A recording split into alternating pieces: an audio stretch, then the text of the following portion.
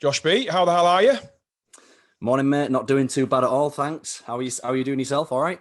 Yeah, I'm very good. So, I guess one of the reasons why I really started this podcast and really excited about kind of podcast area is that I get to have, conversations, longer conversations with people who, I know and I've met and I've spent some time with, but and find part of their living inspirational. So I think it's really great to get some proper time, dig a bit deeper, get into a mindset, get into what kind of makes you who you are, your thought process, your habits, etc.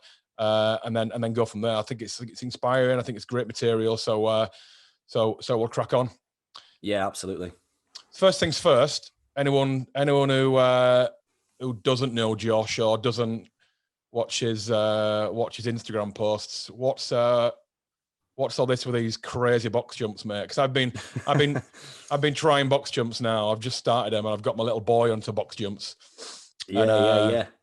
And I got myself really excited by doing 71 centimeters, and then I got myself even more excited by chucking a 20-kilo plate under and doing 91 centimeters. And I look at your video, and it's like, fucking hell, what sort of height are you doing on your box jump? So I guess how long it's taking you to get there? What's the process? You know what? It's something that I used to do when I did a little bit of athletics. My background really as a youngster was I played a lot of football, and I was reasonably quick. I wasn't ridiculously quick, but I was reasonably quick. So on the weekends that I didn't play football, I actually sprinted the 100 meters for the local kind of like athletics team. Okay. Anyways, as part of kind of like the conditioning training with the athletics, they were massive on plyometrics. They were massive on box jumps and explosive strength.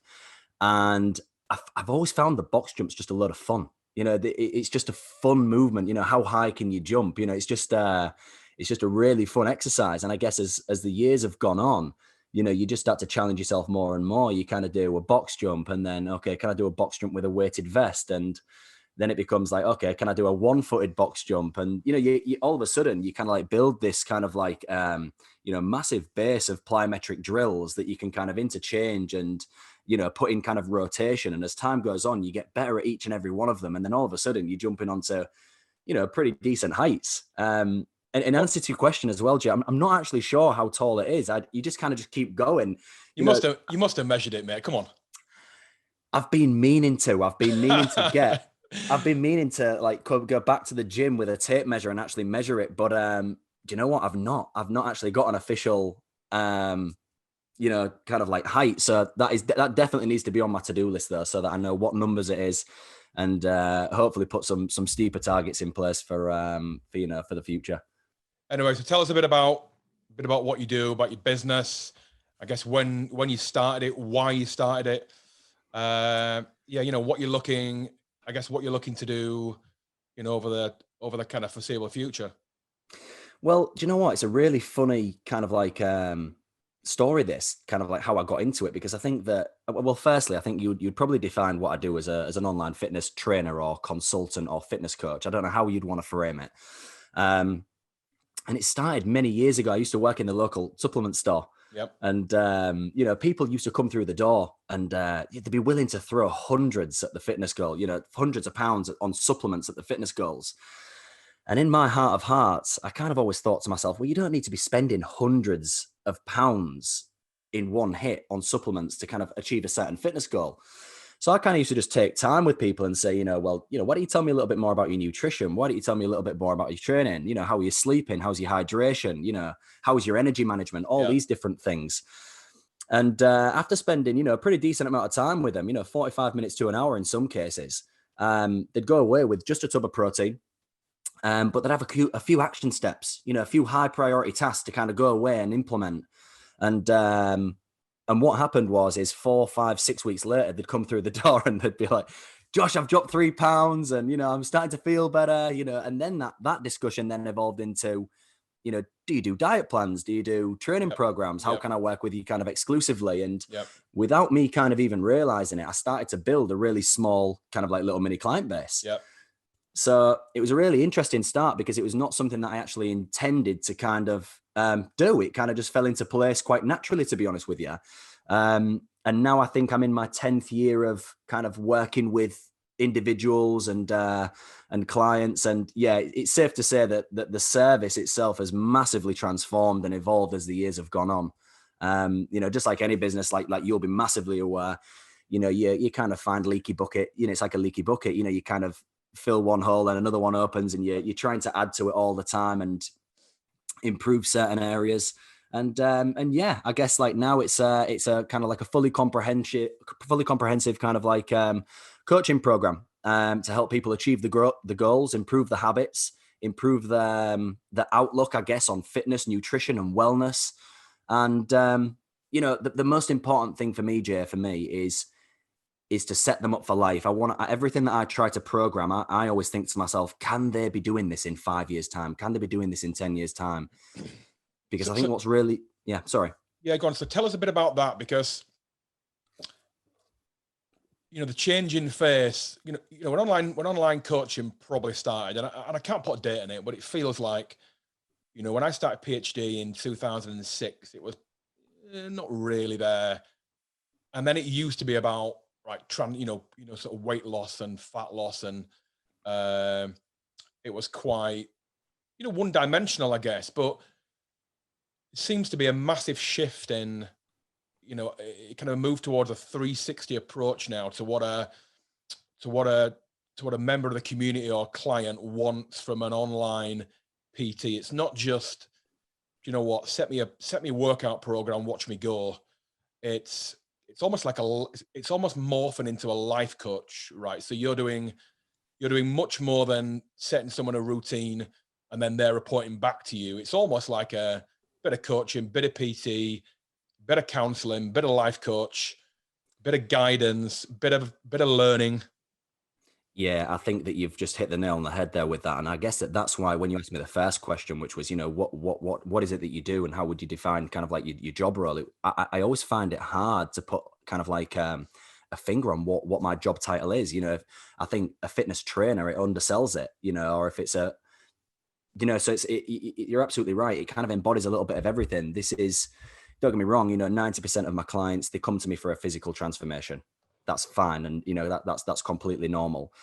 But for me, I think it's my moral obligation to let them know that if they want to keep themselves in good shape and they want to maintain these good habits and they want to maintain kind of like all these things that they achieve, there's multiple other facets that need to be in place as well. And, they need to have the knowledge, of how to implement that and maintain that. So you're right. It is. It's kind of like a little bit PT, it's a little bit coach, it's a little bit mentorship, it's a little bit, I don't like that. I don't like the the tag life coach, but it's kind of, you're there to kind of be their ally on the journey. Yep. And it's not about being perfect. It's about making the best out of every situation for themselves. Yep. and also showing them how to think for themselves. I think that traditionally, when you look at kind of like transformation programs or fitness trainers, I think that as a whole, generally speaking, we've been guilty of kind of giving people things that are quite prescribed and quite prescriptive, and kind of like saying, look, this is what you need to be doing. This is how you should be doing it. And it's almost like a plan that's come from the trainer. It's like, it's good for the trainer, so it should be good for you. But what we have to accept as, as humans and as individuals, we all have different environments. We all have different bodies. We all have different responsibilities. We all have different passions and interests. So I think it's kind of like my job to maximize their potential and get them, to where they want to be, where they're confident, they're happy, they're moving well, they're thinking well, but in their own little way. So I'm trying to kind of like empower them and give them that knowledge. I mean, I think it was Benjamin Franklin that said, investment in knowledge pays the best interest. So that's kind of like something that I keep in mind when I'm trying to, work with an individual. It's not like there's your program, stick to that. It's like, okay, where are we at? Let me understand your world a little bit more. And let's kind of like take this as almost like a stepping stone approach and just nudge you forward, and basically like banking small wins as you kind of go. You're building, and you're kind of forever evolving. It's not kind of like, here you are now at point A, to get to point B, you have to be doing this. Yep. It's a game of kind of like evolution, I guess. Yeah. What are you finding now, clients? What are they coming to you for? So, traditionally, I guess, lose a bit of weight, or for guys, it might have been, back, I guess, when I started, an image of what guys wanted to look like was quite different. It used to be, right, you bulk up, get bigger, and then I cut down. And this really old, kind of seen now as old-fashioned approach to almost like a seasonal cycle of training. So in the winter, you never got your clothes off, so it was fine to get really big and lose your abs and things like that. But that's not a desirable look now. And there's a real shift to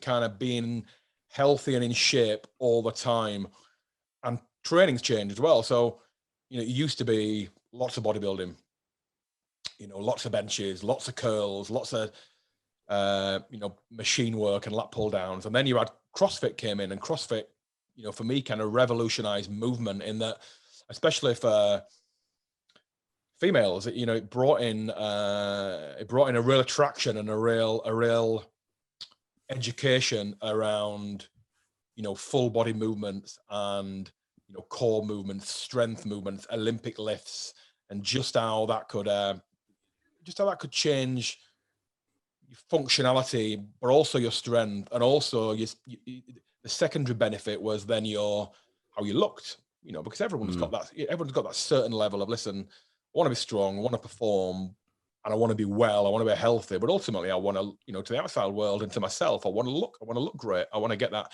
feeling of satisfaction. So what are clients really looking for now? Are they looking for, is it a weight loss thing? And how are they training? Because training's changed now. Yeah, I couldn't agree more with you with the CrossFit thing. For me, like CrossFit, it kind of like looks like a little bit of a hybrid between kind of like weight training and almost like cardio. If you wanted to categorize it as blatantly as that, it's a perfect kind of like marriage of the two. So I think that people get the resistance training in, and then when they leave, they're feeling great because they've busted the gut, they've broken a sweat, the endorphins are flowing. So I can see why there's a massive attraction there with CrossFit. I guess for me, do you know what? It's really interesting because you've got different people that will obviously want different goals. And I think that naturally I've started to attract a certain type of client just because of the way that I speak and the way that I kind of like, present some of my Instagram posts. So naturally kind of like that kind of like pulls in a certain type of client that's looking to train a certain type of way. And as the years have gone on, I've become a dad now. I've got 2 children. So the goalposts have shift for me as well. When I was a young 18, 19, 20-year-old lad, you've not got many responsibilities, to be honest. You're coming home every night, your mum's putting your tea on the table and stuff like that. You can go to the gym and you can spend 90 minutes in the gym training arms with your mates, talking rubbish, you're talking trash. You can do that sort of stuff, but as you start to get older and you kind of, take on more responsibilities and, let's be real, life gets a little bit more serious, the goalposts start to change and you start to think to yourself, how do I protect my body? How do I preserve my joints? How do I still remain fit and functional so that I can, spend time with my kids when they're growing up? If my son wants to go on a bike ride with me, am I going to be able to do that if I'm constantly battering myself on the leg press? So I guess as time's gone on, the evolution of my training's definitely changed. And I think that's kind of, social media is great, isn't it? You kind of can, you can really showcase your life, I guess. And as part of marketing, I think that's drawn in a certain type of client with me now where, you've got people that are wanting that, they're wanting to see longevity with the training. They're wanting to protect the joints. They're wanting to move well and have good flexibility. They want to be able to go and run a 5K at the drop of a hat, but they also want to be quite strong and formidable in the gym as well. So you've got, do you know what? I think that people aren't looking to, like you said, historically or kind of like in the past, people looking to really build some solid mass. I think now people are looking for a more well-rounded approach, and they want to be able to, they want to be strong, they want to be fit, they want to be functional, they want to move well, they want to be agile, they want to, they want to protect the mental health and the well-being as well, because I think there's a massive kind of like shift from, there's a massive awareness piece now around how training is helping mental health as well. So it's not just a physical thing anymore. It's all around, how do I perform at my best every day?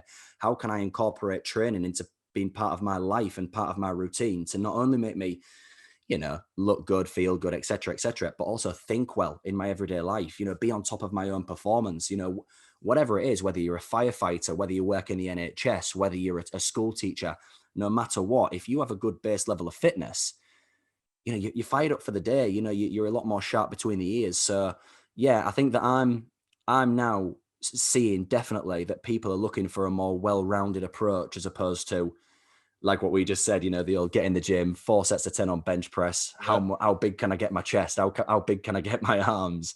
Yep. Things are massively changing.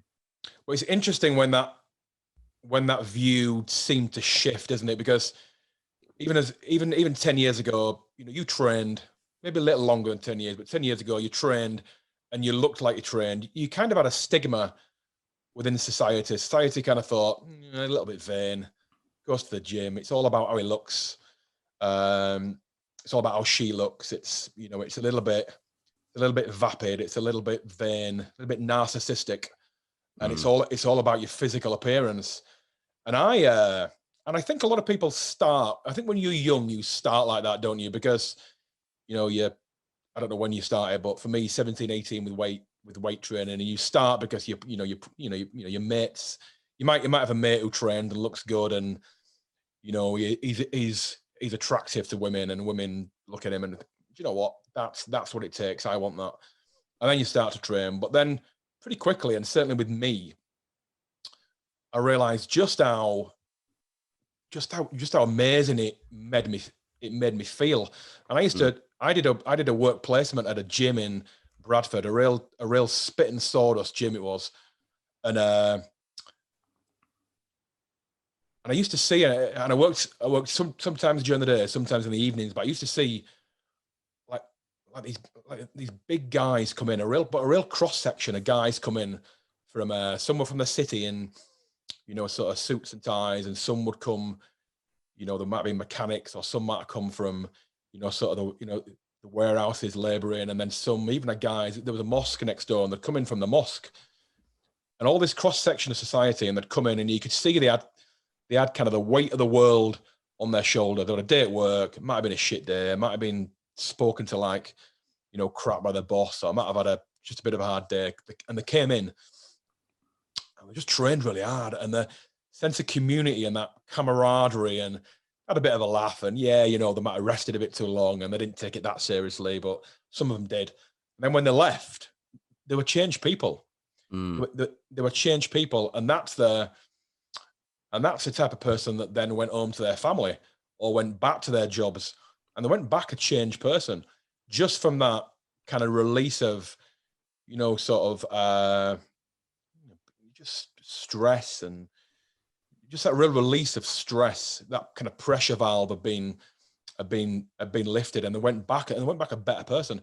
And I took that from my training really. And I used to put everything I kind of gained at the gym, or every goal and obstacle I overcame at the gym, I put that into my career and my life and kind of my mindset really. So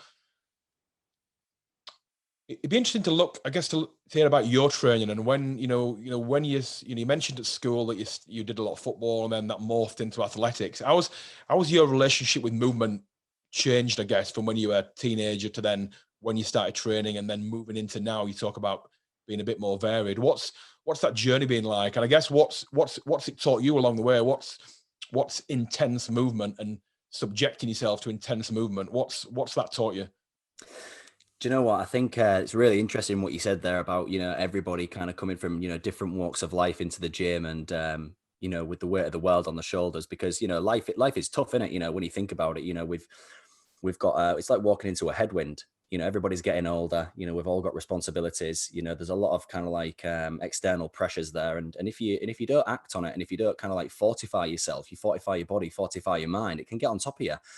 So I completely agree. And 10 years ago, I won't go into the details, but, we had a really kind of like life-changing sort of like situation with my own family, where kind of like our backs were against the wall, and, all of a sudden I had to grow up very, very quick. And, without sounding too kind of like, cliche or cringy, the gym became my best friend. The gym was kind of like, it was the place where I could go to kind of like not think about anything specifically, but also at the same time get extremely clear on what I needed to do. Yeah.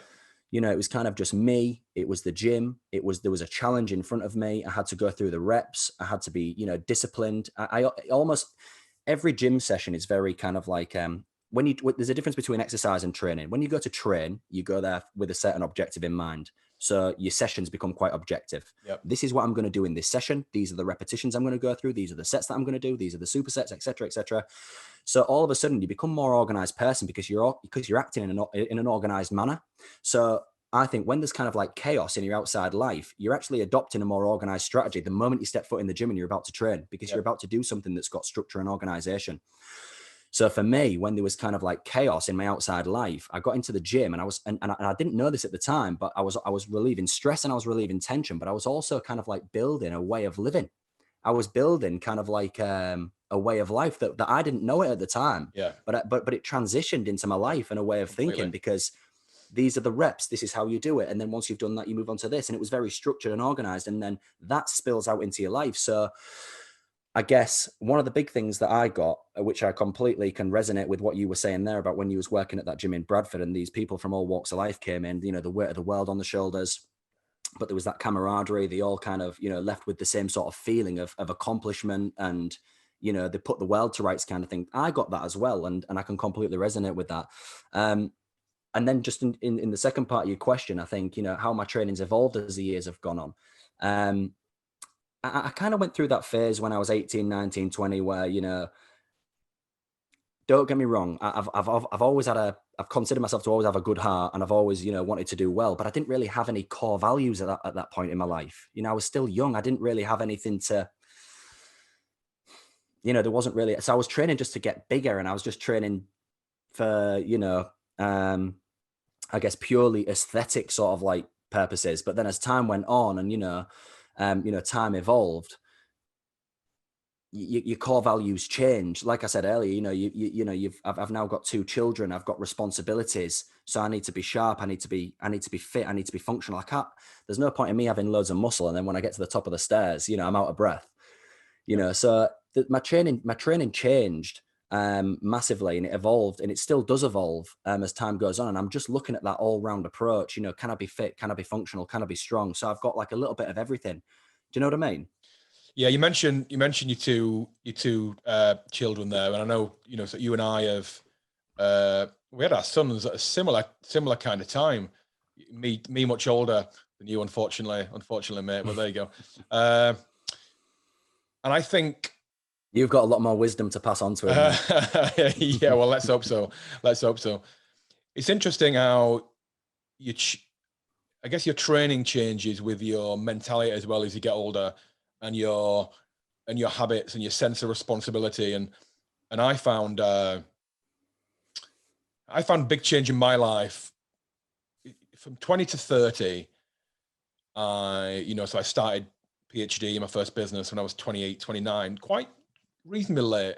But by the time I was in my early to mid 30s, I was a completely different person. And then when I had children again, it was like, wow, you know, the sense of that kind of it's almost you almost go through an emotional rebirth.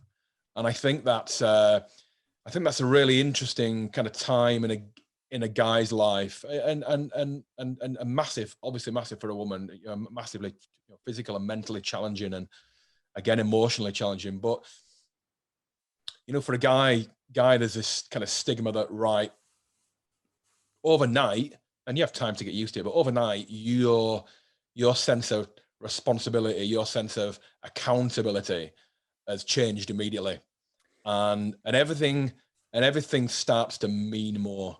And I think, you know, depending on when that happens in your life, I think is a big it's a big change whenever it happens. But I think, you know, if it happens to you at a younger age, definitely more challenging. I mean, you must have been what, 26 when you had your first child? 25 I was, yeah. 25.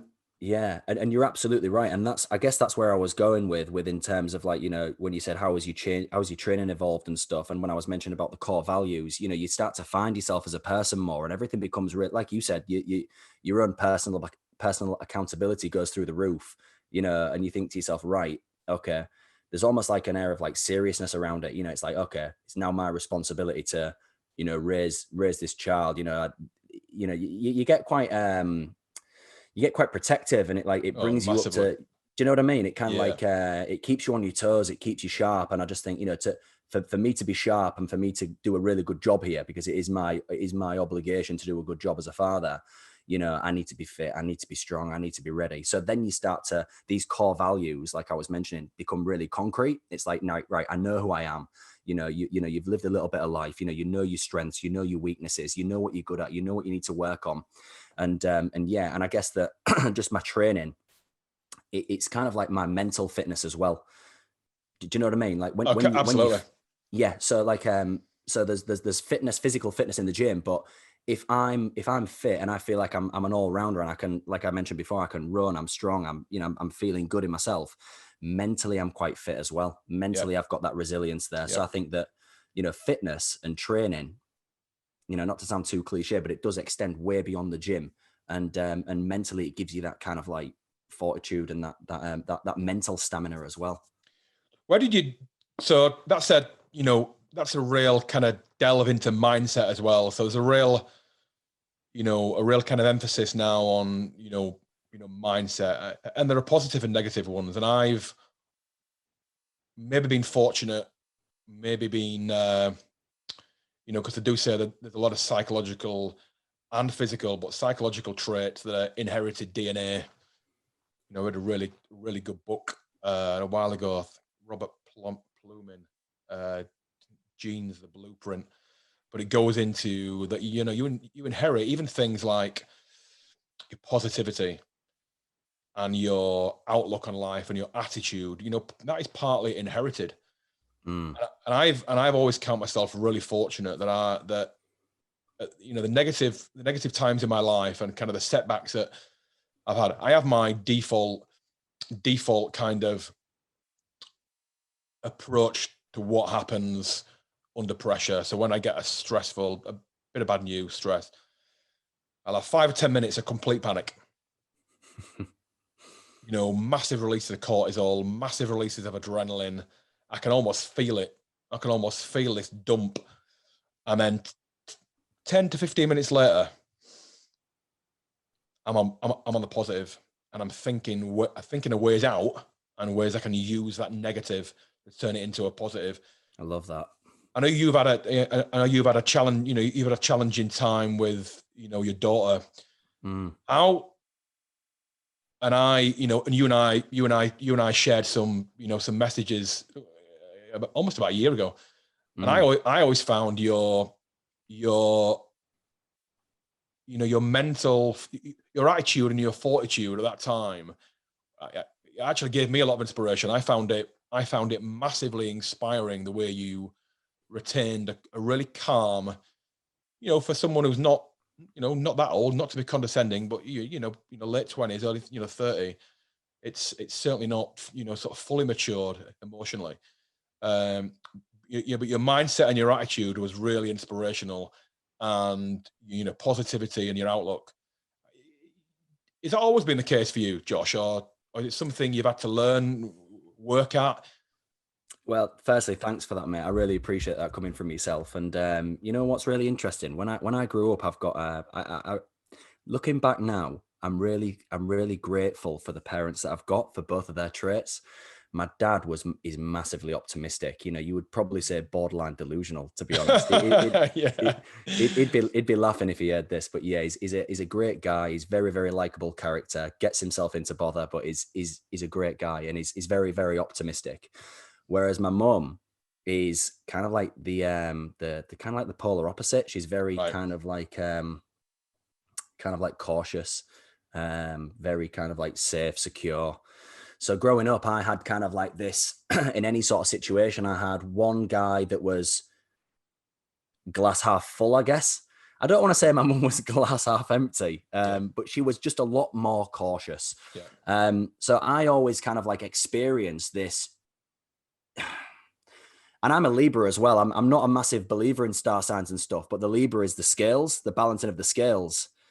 And so every situation that I kind of like encountered growing up, I always saw kind of like the pros and the cons, the kind of like the devil and the angel, you know. So yeah. So I guess so naturally, I think that I've grown up with kind of like two voices in my head that have kind of like contested with each other healthily in any sort of situation. So that's allowed me to be more rational with the way that I act in certain situations. And I've got quite an open outlook on quite a lot of situations. You know, if I do say so myself, I would like to think that I'm quite an open-minded individual. And my dad always used to say things like, you know, it just is absolute persistence that everything will be okay. Yeah. You know, no matter what, no matter how bad anything gets, everything will be okay. Yeah. If you're relentless in that kind of like pursuit for making things right and, you know, problem solving and overcoming obstacles and challenges and adversity, everything will be okay in the end. And, you know, I guess when kind of like, just for a little bit of a brief background, you know, my daughter had a really rare liver condition. Just for obviously anybody that's listening that doesn't understand the context of this discussion, you know, she had a really rare liver condition last year, and she's had two kind of like life-saving procedures. One of them was in December of 2019, and the other one was June, which was an actual liver transplant in 2020. So in that situation, yes, it was horrific. It was really emotional, but you know, you have to keep a level head, and you know, you can't control things that are out of your control. So the situation was the situation, and you know, me and Ellie, my partner, you know, she sometimes said to me, "Do you know what? You're so cold. You know, you're so cold. I get that. You know," she said, "You're so cold. You're so emotionless." And you know, and it's not that I'm emotionless. I would actually say that I'm an extremely emotional guy. I can get upset easy. I really can. But I was just so objective. I was just thinking, right, we're in a situation of kind of like chaos. I've been here before. What do we do? Right. I need to get my head on. I need to understand what needs to be done. How can we move forward as a family? You know, how do I still protect my son? You know, at the same time, I've got a 5-year-old boy here that doesn't know what's going on. You know, and if I wasn't calm, who else was going to be? Yeah. So, you know, again, it was just that kind of like natural kind of like instinct of a father, as well as to kind of like think, right, let's get your head together here, Josh. You know, you've got a family. What do you need to do to get the full team through this situation, you know, and make the best out of this situation? You know, no denying it was horrendous, but how do we make the best out of it? Well, you know, you ain't going to make the best out of it if, you know, you're moaning and groaning and why me, you know, this kind of like victim mindset. It is what it is. And, you know, how are you going to deal with the problem? And that's just kind of like how I looked at it. And do you know what? There was a really good quote. There's that I read from James Clear, actually, who did the book Atomic Habits. Atomic Habits. I think it's fantastic. And he was kind of like saying like, focus is the art of knowing what to actually ignore. You know, not what you need to do, but what you need to ignore. So in those situations of kind of like of challenge, you know, you've got to block out anything that's not relevant to that situation and anything that doesn't serve the situation. So my entire focus, I didn't have time to be emotional, if that makes sense. Yep. I didn't actually have the time to be. It was like, what do I need to do? And that's where all my focus went. And then anything that didn't serve kind of like that mission, it was completely disregarded. It was completely disregarded. And that's kind of like what I've been discussing with Ellie. Like, you know, as kind of like time's gone on, I've tried to explain to Ellie, that's where my head was at. And that's just how I think. You know, when there's a problem, you know, I haven't got time to get my head in my hands and be crying and weeping and feeling sorry for myself, you know. And you've got to act. You've got to think objectively. You've got to be, you've got to be a responsible human. And you've got to do, you know, what's, you know, you've got to do what's required for the greater good. And that's the same for anybody in any situation, not just my situation, you know, no matter what. So, and listen as well, perspective, you know, there's people out there in much worse situations than myself. So there was no time to be emotional. It was just, look, what needs to be done, you know, and how we're going to do it. Yeah. And there's a couple of mindsets in there. And there's a real kind of leadership mindset there, which is clearly part of your DNA. And then there's a real kind of stoical belief there. And I do a lot of reading around the Stoics, and, you know, like Ryan Holiday, and, you know, sort of going back into the old Stoics. And there's a lot of wisdom. There's a lot of wisdom from those guys going back about, you know, controlling what you can control. You know, sort of a lot of things that happen here. it's certainly stress, your choice. It's your choice to make them stressful. It's your choice to, to make them, to turn them into a positive. It's often it's how you react to situations rather than the situation itself. Yeah, that's a really good way of putting it. Yeah, absolutely. That is a big problem. So how have the mindsets there, the beliefs there, how's that been channeled into your business then? So you mentioned you started doing, some kind of almost by chance client training, and then things move online. How have you put that into a business model? And I guess what the challenges you faced? Was it tough? Is it continually tough? Obviously online fitness and training, through what we've been through this last 12 months, so 10, 12 months lockdown. How's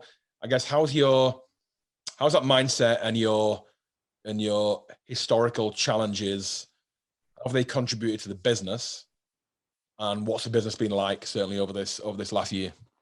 Do you know what was really interesting? When the first lockdown kind of like kicked off, obviously there was a lot of panic, there was a lot of uncertainty, and I think a lot of people were looking to the government for help. What are we going to do? What are we going to do? And you know what? I'll be honest. I think because of everything that kind of like some of the challenges that I've been through in my kind of like in like the last 10 years, I was kind of relaxed, if I'm going to be honest. I really wasn't like panicking.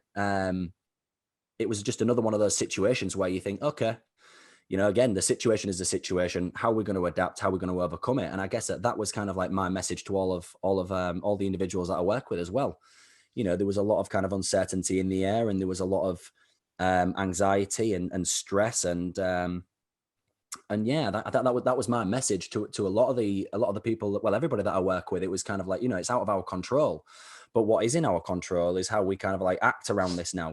Look at it on the flip side of the coin. Okay, your wedding's got cancelled. Okay, you can't go to Mallorca for 10 days this year. Okay, you might not be able to go to your favorite restaurant. But let's look at the flip side of that. You're saving more money. You've got now time to channel into your fitness and your health and your well-being. Before, when you said that you're so busy at work that you don't have time to train, you don't have time to meal prep, you've now got all this time. So I just tried to angle it as in like, look at this opportunity. Yep. It was a bad situation, but let's try and like find the opportunities, and let's lean into that. And dare I say it, I think that I got some of the best results throughout the lockdown situations than I ever have. Yep. And it was kind of a bit of a blessing in disguise for me, because it really did affirm my beliefs and the way that I like to work, and the things that I like. People kind of like was like, wow, this stuff's now coming to fruition, because you have to live it. You have to kind of go through it. Yep. So yeah, it was an interesting period, but we learned a lot from it, I think. And yeah, and look, this is what the programming is all about. It's about how to think and be fluid. It's not, stick to this diet plan for 6 weeks and, everything will be sunshine and rainbows. The program is very realistic. Like I said, I work with people on an individual basis. It's, coaching them, trying to be fluid with the nutrition. Yeah. How can they kind of like have that flexible nutritional freedom, but also stick to like a framework? And it was perfect for this situation. It was perfect. What's the future plans for it? What's what is the next, not to get into cliched, what does the next 5 years look like? But what does, I guess what's the plan for the business? Well, as time's gone on, I don't want to give you a really long-winded answer, but I think even over the last 18 months, I've changed so much as an individual. And like you said, getting into like stoicism and all that sort of stuff, I love all that. And, finding your purpose and finding your meaning. And at this moment in time, I really feel like my purpose and my meaning is to help people in this field. That's what I feel like. That's what I'm passionate about. That's all that I consume, to be honest. Yeah. That's all I consume. Like, I listen to audiobooks. You've recommended some fantastic books to me over the last, 18 months, Jay. I'm constantly learning and I'm buying more into this kind of way of life, more and more and more. And it's almost like picking up pace. It's really interesting because, to say that I've been doing this 10 years, I only now feel like I'm becoming almost like, I've got to be careful when I say this, but almost like a master of myself, like a little bit of a master of my own self. Yep. If that makes any sort of sense to you. And what I should be doing and what I shouldn't be doing and what I should be channeling my focus into and what I shouldn't be. And right now, this feels right. So I can't tell you what I'll be doing in 5 years' time because I may evolve as a person again, and my passions may change. They might move, and I think that's the thing with life as well. The goalposts constantly move because your situations constantly change. Like I said, 10 years ago, I was a young lad. I was living at home. I had no real responsibilities. Fast forward 10 years, I've got 2 kids. I've got a business. I've got a lot more responsibility. So my core values and my principles and the way that I think has completely changed. So who's to say where I'm going to be in 5 years? But in the immediate future, it's to continue doing what I'm doing because I think to myself as well, the bigger picture sort of like thing, if I'm helping one individual level up their, the mind, the habits, the way they think, the way they behave in everyday life, how they manage their lifestyle, how they manage their energy, and also improve the physique and stuff. Let's not forget that, that's what people come to me for in the first place. That makes them a more optimal human. They then go home to their family, and let's say they have a family of 4 as well. Their kind of like outlook and their kind of positivity and their aura, I guess, that helps their family. And then if that helps their family then might help their friends. So it's almost like a big spider's web. It's like, if I work with, let's say, for example, if I work with, say, 60 people, 60 individuals, and they're all from like a family of 4, all of a sudden you're reaching out to, 240 people. So there's a bigger picture at stake, in my opinion, and that's what really keeps my fire burning, I guess. Focusing on that bigger picture. It's not just one person. It's, how can I help a range of individuals really level up and gear up and, live a little bit more kind of like, live a little bit more on form in everyday life, like really maximize the potential. And then that, it has a bigger effect. It has kind of like, it's like a ripple effect. Yeah. You obviously mentioned Atomic Habits, James Clear, great book. What are your daily habits you couldn't do without? Starting from the second your eyes open in the morning to the second your eyes go. Do you know what? At nighttime. I think that so the first thing for me is sleep comes before the morning, and if you don't have a good sleep, that affects your morning. So the way I see it is like, first and foremost, the sleep has to be there. The sleep has to be bob on. Yeah. So I've kind of got an alarm on my phone that rings off at 10:30 every night. So that's my signal to start unwinding. So first of all, I've got that. That's kind of like a little bit of accountability for myself, because you know what it's like, if you're watching a program on television, or if you're just completely engrossed in like your work or something like that, sometimes you can lose track of time. So it's important to kind of have those like boundaries and parameters so that you can do it every day consistently. So 10:30, my alarm goes off, and that's the signal for me, right? Bedtime. So go upstairs, make sure I have a good night's sleep. Luckily I'm a really good sleeper, and then my alarm goes off at 6:30. So that sleep and waking up window, that for me is like massive, because I almost see it as a sense like, when you go to sleep at night, you put your phone on charge. We all use smartphones nowadays. We can't live without them. But you want to wake up and you want your phone to be on 100%, and that's the same as the human body. You want to wake up and you want your body's battery to be on 100%, because if you've got a challenging day ahead and you've got a series of responsibilities and tasks that need doing, and you're a really driven kind of like purposeful individual, you're going to need to be, you're going to need to wake up at 100% so that you can be on form for the day. So first of all, it's the sleep. Secondly, it's getting up at a good solid time, not ridiculously early, but I hate the thought of laying in as well. And those are 2 kind of like staple things. And then I have the same breakfast every single morning, really. I have my overnight oats with my protein and my blueberries. That doesn't really change. So all of a sudden, like, from the point of me going to bed, that's been structured. From the point of me waking up, that's been structured. Then I have my breakfast, that's been structured. So the structure, and it's set in a pattern. It's like a pattern in motion that then tees me up for the day. And then the days vary, to be fair. I have specific slots for when I train my clients, and I also have specific slots for when I sit down and dedicate time into the business, and I'm very hands-on with like the programming and stuff. And I've also got dedicated time for when I rest. Yep. I think that's really important. I don't know who said it, but I saw the equation once, which I thought was fantastic. And it was stress plus rest equals growth. Yep. So if you're constantly overstimulating and it's stress, it's almost like, you become a bit of a busy fool. So, I plan my days out. A lot of the time I plan my days out to the hour so that I know what I'm doing. Again, just very objective. And a lot of people, it's really interesting because a few of my friends say to me, how can you live like that? And it's a bit boring. And don't you feel like you're a part of the army? And it's like, what you don't understand is that actually unlocks more freedom, because I get everything that I need to get done.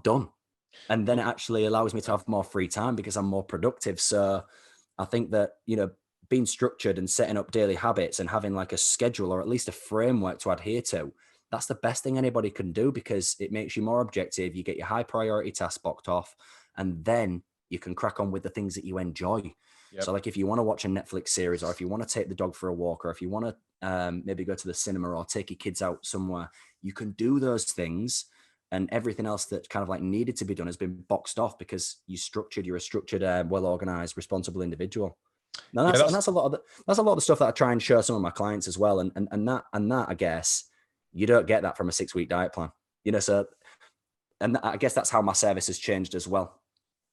Yeah. That's kind of the, what you're talking about there. It is kind of the Jocko message, discipline equals freedom, isn't it? It is really. Is that what his is? Is it discipline equals that's freedom? his, yeah, love that. That's his kind of mantra is, I think he's wrote a book called that, actually. Yeah, yes. So yeah, regards, so you've got your daily habits, they're set in motion. How do you manage your time with your 2 children? Your business, I imagine, is a lot of it's done, digitally, social media. How do you manage your phone time? Because I've, throughout the last probably 5 years, I've set myself a number of challenges and structures around, right, this time, because I like to go and do my school pickup, when I can. I love that. That's a really big part of my life. Going to school pickup in the car, have some ridiculous chats, but they're brilliant. Kids are just so pure, aren't they? It's awesome. Yeah, that's just that's my time to kind of to influence them a little bit. I guess it's sometimes in between all the fighting and the chucking stuff on the back seats, it's that time to influence them and kind of get a bit of good mentality and positivity across them, really, and just kind of do a little bit of nurturing without directing them a certain way. Just kind of help them. How do you manage your phone time? How do you manage your phone time and your social media time? Because going back to this, trying to set habits and trying to come back 5 o'clock, my phone goes upstairs, and then I have my evening meal, with the children and my wife, and then the phone stays upstairs all night. I try that, and I get called to it because I get later discussions around work, and then I get involved in WhatsApp discussions, and then I get involved in some social media, and then I'll do a bit on LinkedIn, and pretty soon my evening's gone, and I've got back into that cycle of that kind of social, not quite a social dilemma as in the documentary, but kind of that time. And some of that time I've even done it myself plenty of times. I've been doing bath time, and the kids are in the bath, and I'm checking my phone, and it's just not good. It's just not conducive. How do you manage? But a lot of mine is just crap. It's a WhatsApp convo. It's a bloody social media, which is completely irrelevant. It's completely irrelevant to the time I should be spending with my kids. And I try every day to work better at that. Do you have a system where it's work's done, family time? There's a couple of things that if I'm going to be honest, I have my phone on me all the time. I think that's a really good idea, though. Putting it upstairs so it's literally out of reach. I think that's a really good idea because, again, just coming back to James Clear, he was saying if you want to build a habit, you need to make it obvious. Well, if your phone's on you all the time, it's pretty obvious. Your phone's on you all the time. So I think that's a really good idea, kind of getting it away from you so it's not even in sight. What I do is I've turned all my notifications off on all my social media apps. So kind of if I get a WhatsApp or if I even get a text message, it doesn't actually come up onto my phone screen. Yep. So I have to physically go into my apps and I have to go into like my messages to see if I've got any messages. Yep. So that's really worked for me, that actually turning off the notifications and not letting it come through. And then the other thing for me is I found myself victim to getting involved in deep conversations with a lot of my clients on my personal phone. And what I found is that actually made my performance as a fitness coach, mentor, consultant, whatever you want to call it. I found that hindered that because what I wasn't doing, I wasn't allowing myself to have my own downtime. I wasn't allowing myself to have my rest, which then obviously allowed me to refresh myself and then go again the following working day. So I was actually burning the candle. So what I actually did is I've created certain systems within the program where it's like, if you want to ask a question, this is where these questions go, and we've also got now like an exclusive Facebook group where we've built a really strong community, really like-minded individuals that want to, build. And if we have questions, we put them into there so that it's a lot more efficient. And then when I'm doing my work, I can give them my full dedicated time and attention to answer that question with real kind of like, comprehensive advice and detail, as opposed to like, being on the move before I get in my car and I'm answering something and then I'm picking my phone up later on. And then, Hudson, my son, he might ask me a question. I'm, 1 minute, buddy. I'm just doing this. And you find you get pulled between tasks. And I'm a shocking multitasker. Like Ellie sometimes says to me, you're listening to me. You're listening to me. Yeah, I'm like, Ellie, if I don't do this email and I can't do it right and I don't articulate myself right, then that's bad for that. And if I'm listening to you, that's going to compromise this. So what I found, again, just coming back to that quote that James Clear said, focus is the art of knowing what to ignore. I feel like I've got really good at that and I'm getting better at that as time goes on. I'm getting a little bit more cutthroat with what I choose to push out. And that naturally allows more space and time for me to channel my energy into stuff that's meaningful. So yeah, terrible multitasker. And I said to Ellie, I'm not trying to be good at multitasking. I don't want to be good at multitasking. If I'm good at multitasking, that means that I'm not good at what I need to be doing. Yep. So yeah, just a few things for me. Yeah, turning the notifications off and with my clients, because you're working with multiple amounts of people. I've kind of structured that up in a sense now that, when I'm engaging with those people and I'm having those conversations, I'm having those conversations at the right times. When my job and my task and my mission is to engage with them, not just ad hoc throughout the course of the day, because, like you said, you just get pulled from pillar to post. And, when it's time to have downtime with your kids and you're trying to unwind, it don't allow that to happen. And then all of a sudden, if you're not careful with it and you're not aware of what's going on, you can actually start to resent the process. You can start to actually resent what you enjoy doing. So again, comes back to structure, doesn't it? Comes back to structure and an organization. It's all part of this balance, isn't it? I mean, we call it, to live on form, and it's this, balance of, movement. Movement fuels you because it makes you feel great. It gives you clarity. It gives you physical benefits, mental benefits. It makes you accountable. You have, it gives you good habits, and then you have this. Sort of time during the day where you need to be focused, which is work for most people, and that's really important. So you've got to get your diet really good. You got to eat well, and it's not, gone are the days of being super, super, super clean to the point of where it's so extreme that you can't manage to stick to it. No one really sticks to extreme diets. So all this. Super clean, sort of super clean programs that probably used to come from online PTs that just made it torture to stick to. That feels like a thing of the past. It feels like, do you know what? You can function just making good choices, and you can have some bad choices as long as you create a habit around when that and a structure around when that bad choice is going to come.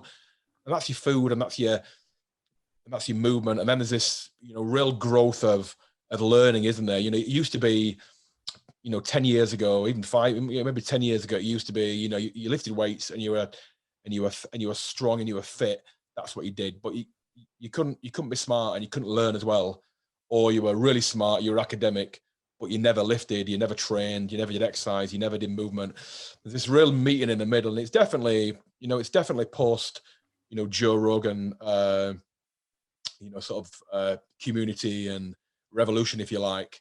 This kind of mixing of guys and girls who work out, are really dedicated to the craft of exercise and training, but are also putting that momentum and mentality of growth and responsibility and driving forward. They're putting that into their job, but they put that into their learning too. Thirsty learning. A friend of mine contacted me. We just had a chat on WhatsApp about. He loves Louis Simmons, the West Side. Yeah, I like Louis Simmons. Yeah, Louis Simmons is a one-off man. But he said to me he'd watched a podcast where Louis Simmons was on, and he got asked a question. You're 68. Do you still read?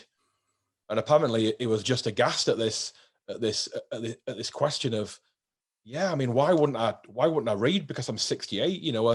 I've learned but a fraction of what there is to learn about life, about training, about sort of philosophy and responsibility. Why would I stop reading? And I think there's this real reading's easy now. Audible has made it easy. Amazon's made it easier, even if you want to get sort of physical books. But there's real kind of growth about learning of mindset, learning of habits, learning of responsibility, and some great authors out there. And how's that kind of affected your affected your mindset? We spoke earlier, didn't we, about that, but this whole kind of live on form lifestyle of being and it's really a growth mindset, isn't it? It's a growth mindset approach to everything in life. Not just growing in the gym, but I'm growing mentally, I'm growing emotionally, I'm growing when I spend time with my family, I'm present, I'm there, I'm engaged with people rather than being distracted and thinking about other things. Do you know what as well? It's really interesting to hear what Louis Simmons' response was in that situation, because do you know the more that you read and the more that you learn, the more you realize you don't know. The more you real. Do you understand what I mean? It's hard to explain. Like I've been so engrossed and and involved with health and fitness really for all my life, and the more you start to read and the more you start to learn and the more you start to absorb, you realize, wow, I'm barely even scratching the surface here. There is a never ending kind of there is levels and levels and levels and levels in every sort of facet, and that's just talking about, health and fitness. When it comes to personal development, God, again, it's never ending because there's no such thing as the perfect human being. So I love what Louis Simmons said there, where he said, just because I'm 68, I need to stop, and I think that's, sometimes you get pigeonholed, don't you? You get to a certain age, you're supposed to retire. You get to a certain age, your performance is supposed to decrease. You get to a certain age, you get pigeonholed into kind of these kind of I don't know how to explain it, but it's almost like this is what generally happens, so you should do that as well. Yep. And everybody kind of is then just cloned copies, direct copies of each other. Whereas if you have that open mindset again, and I love that from Louis Simmons, saying, well, why would I stop? I love it. And yeah, I guess that's kind of my outlook at the moment as well. And it's really humbling as well. You've got to have you've got to have a humility about you to realize that, whatever we know, there's so much more out there, and there's so much more personal development to be had done. No one's ever the finished article, and no one's ever perfect. And, I think that's just my outlook, and I'll never stop reading. I'll never stop learning. Ellie said to me as well, when do you think you'll retire? And I'm like, well, you can't say, because I don't know. Once you've got that growth mindset, and once you've got that kind of outlook that there's always something to be done, and you're always living with a purpose, you're always living with a meaning, there's always something to be done. So maybe in 15, 20 years time, I might not be in fitness. I might be in properties. I don't know. I might be into cars. You don't know. You just don't know where you're going to end up. But I think that, and again, it is hard for me to say because I am only 30, but life changes and you add layers to yourself as the years go on, and you learn things about yourself. And, there's always something to channel your focus into. And like I said, the goalposts are always changing, and life is always going to be tough, and it's always going to present challenges. So you've always got to be sharp, and you've got to build those kind of like layers to yourself. But you can only truly really do that if you really, really have the humility and strip back your ego. I think that when you're a young lad, particularly with a lad, I can't speak for what it's like as a young woman, but as a young lad, I look back when I was like, 19, 20, 21, you put a bit of muscle on in the gym, you think you're the bee's knees, and in reality, you're nothing. You're nothing really. There's so much more to go, and you're so far off the mark, it's untrue. And looking back at myself, I don't knock myself because I was only a young kid, but a bit embarrassing really. You think to yourself, you've got so much to learn and so much to experience, and you've got so much to fail at. You've got so much to fail at and learn from, but I think, I don't know if you think the same, mate, you've got to have that humility about you to understand that there's just so many levels above where you are now, and there's so much learning to do. There's so much opportunity to get stuck into, but you've got to remove those layers, and you've got to be really truthful with yourself, and you've got to have that humility about you. Do you know what I mean? Yeah, I was probably a similar kind of journey. As a young lad, you are quite ego driven, but I think a lot of it's insecurity, isn't it? It's insecurity because you don't, that's a really challenging time in your life. You don't know who you are, you don't know where you're going. There's a lot of uncertainty, and there's pressure. There's pressure on young men, pressure on everyone, but there's pressure on young men because you just don't know where it's going to go. You're told you need to do this, you need to get a job, you need to make money, you need to aspire. There's a lot of fictitious people around, especially with social media. Social media has made it really impossible to almost know what's true, really. So the whole kind of, as the Ryan Holiday book, ego is the enemy, or he says ego is the enemy, and it is really. And I guess I've spent probably a lot of time trying to just strip away the ego, and I think we all have it, and I just think it's inherent in humans. You've got your ego, and maybe more so in men, but there's an ego there, and you just need to strip it away, because the more you strip it away, the more you learn, the more you develop, the more you become a better leader, for sure, the more you become a better boss, if you're in charge of teams, and the more you become a better part of a team, really, without the ego, because you're just stripping away all these kind of barriers that that stop you getting really into a subject that's going to allow your mind to grow, and allow you to grow emotionally, really. So yeah, it is absolutely right there. Yeah, absolutely. And you've almost got to expose yourself, haven't you, mate?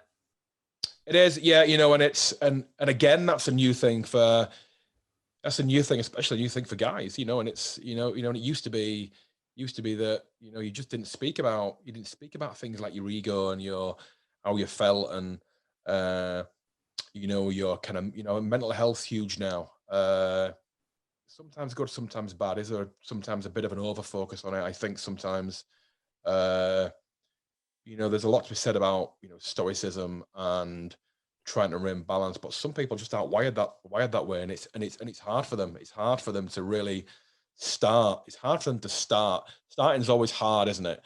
Same thing with with fitness, with good eating, with a career.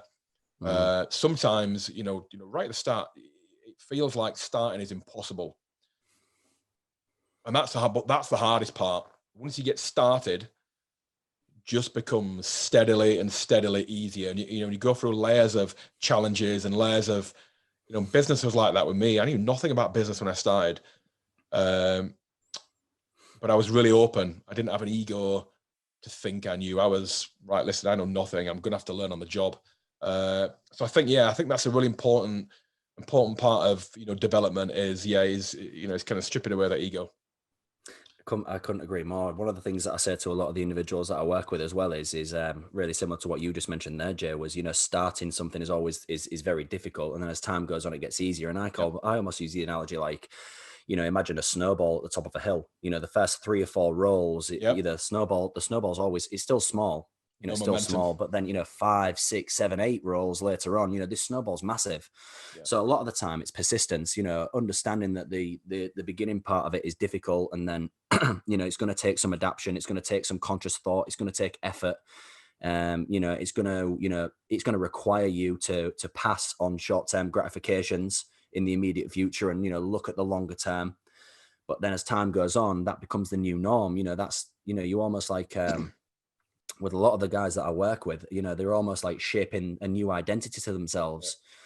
Yeah. It's really interesting, before they joined the program, they would believe that they are the type of people that cave. Yep. When the going gets tough, I cave. When the going gets tough, I order a pizza.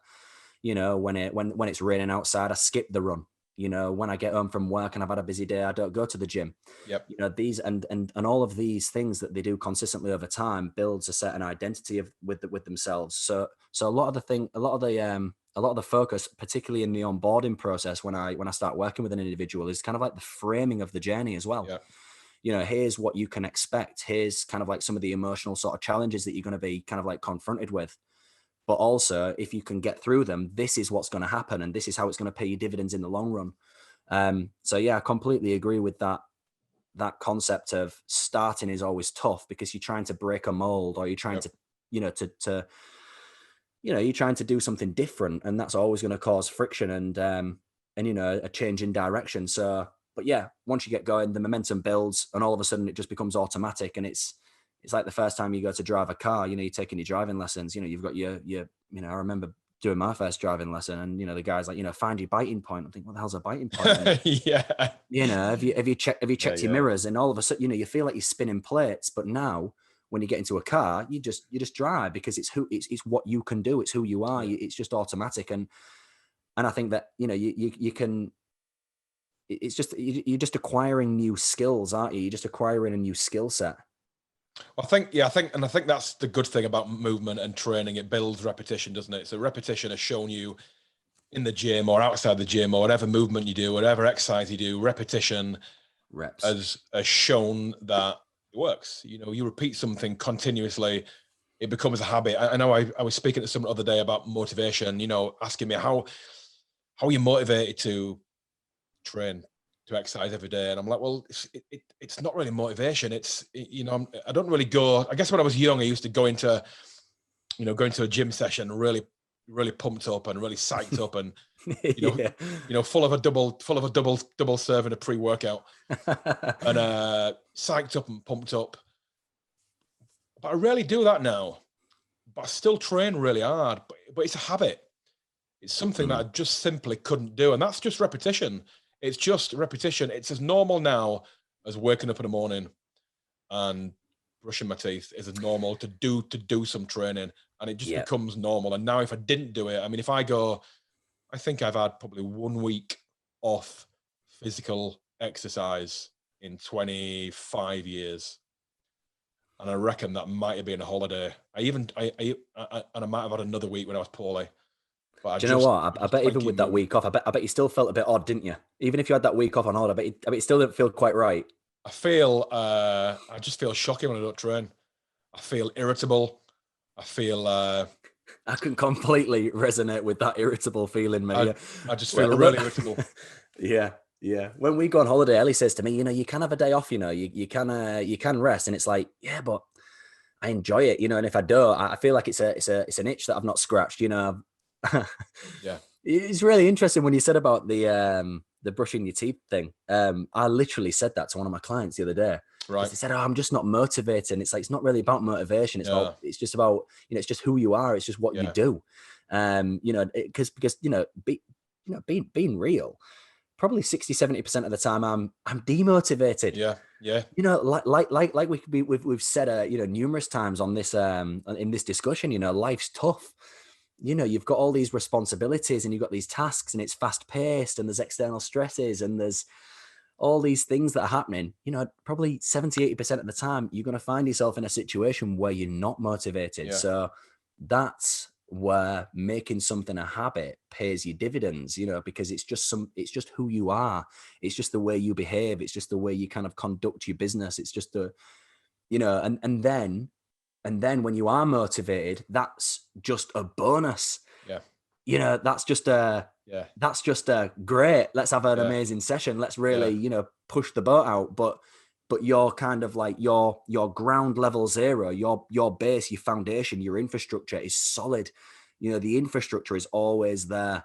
You know, so yeah, yeah, it's interesting, but yeah, it's definitely one of those, like that repetition. Again, I don't know who says it, but repetition is is it the mother of learning? You know, I think. Yeah.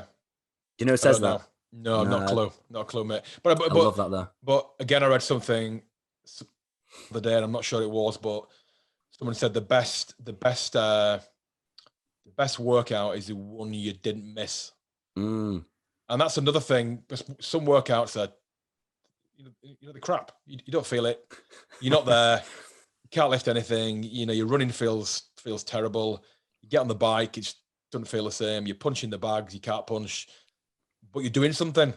yeah, And your option would be to not do something, and then you'd feel 10 times worse. So it is interesting how kind of, as a society now, we're kind of in this wellness era where people, culture's finally worked out that exercise and intense movement and, subjecting yourself to physical stress is so much more than just how it makes you look. How it makes you look now is secondary. yeah, And it's still primary to some people, and it's usually primary to younger people, because that's kind of your, your goals at that time in your life. But it really is secondary, but it's a brilliant secondary because you're healthy, you're lean, you move well, you're sharper, you think clearer. Yeah. And it's great to see that everyone now is waking up. yeah, 100%. And that's why I've changed kind of like the name of the program and the service that I do. It used to just previously just be Josh Beet Fitness. You know, I Yeah. didn't really know what to call it, you know, all them years ago. But as time's gone on, and the more I've kind of like, really figured out, what the purpose and what the mission is of the service, I've changed the name to like Level Up Programming, because Yeah. now it's about just leveling up. It's not really necessarily about, it's Josh Beet's 6-week shred. It's not about that. It's about leveling up everything, and one of the ways that I kind of explain it to a lot of my clients is try not to, I tell you what, I'll just go back a little bit. One of the most popular inquiry questions that I get is, hi mate, do you do diet plans? Or, hi mate, do you do training plans? And I guess the way I see it is that the nutrition and the training are just two segments of the bigger picture. It's almost like, to make the operation work, it's like cogs in a clock, isn't it? There's multiple cogs in the clock to make you as a human function 24 hours a day. And like what you said, live on form and be at your absolute best and maximize your potential. So, it's about leveling up your nutrition. It's about leveling up your training. It's about leveling up, your sleeping routine, your morning routine. It's about leveling up, how you hydrate yourself throughout the day. Your energy management. What do you put your focus into? What should you also avoid?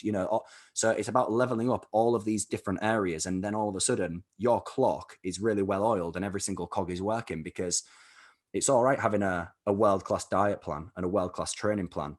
But if your sleep is trash, you're not going to wake up with the energy to actually implement it anyway. So it's a really full round the clock sort of service, what I'm trying to kind of like get across to everybody that I work with, if that makes sense. It does, mate. And on that note, I know you're a busy guy. Let's draw a line. Been really great to speak to you. As always, I kind of tell people these podcasts that we're doing, it's I always get something for them from them. I feel like it's a chance to speak to people that I've known either for a long period of time or not really at all, but who I find I've got something to say. And I think, again, it's part of this learning thing. I learn from everyone that I do, and I think that's what it's all about. It's not trying to make it a Q&A thing. Find a bit about what this guy does or this girl does. It's really about as much as what I can learn, from you guys, as much as, and then try and share some knowledge as well, try and be of use to each other. And I think that's what it's about. I think we need more of that. So thanks for your time, Josh. Busy guy. I'll let you get off, but listen, we'll do this again later on when business is growing and, you know, you're a little bit further down the journey, and we'll catch up in person. Thanks very much. Yeah, absolute pleasure. Thanks a lot, Jay. Thanks for having me. No worries. Bye-bye.